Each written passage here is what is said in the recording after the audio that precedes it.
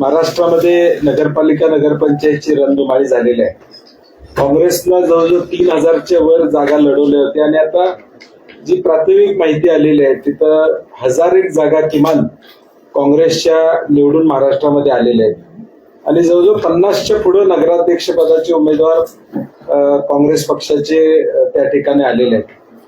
एकूण निवडणूक बघितली तर निवडणूक आयोगाचा सावळा गोंधळ, मतदार यादीतला घोळ, प्रचाराचा शेवटच्या दिवसापर्यंत प्रचार करण्याची मुभा आणि याची माहिती सत्ताधाऱ्यांना फक्त असणे. कारण की उपमुख्यमंत्री अजितदादांनी 2 दिवसापूर्वी पुण्यामध्ये मतदानाच्या आधी 2 दिवस कदाचित मुदत वाढेल असं वक्तव्य केलं होतं. याची माहिती असणं आणि त्यांचं नियोजन त्या पद्धतीचं या ठिकाणी केलेलं आणि एका बाजूला महायुतीची प्रचंड आर्थिक ताकद आणि त्याच्या विरुद्ध सामान्य माणसं काँग्रेसमधून या ठिकाणी उभारले आणि त्यामुळे आम्हाला जे यश मिळालेले आहे, निवडून आलेले आमच्या काँग्रेसच्या राज्यातल्या सर्वांचं मनापासून अभिनंदन आहे. आता तुमचं बजेट नाही हलणार, कारण 28% ऐवजी फक्त 18% GST.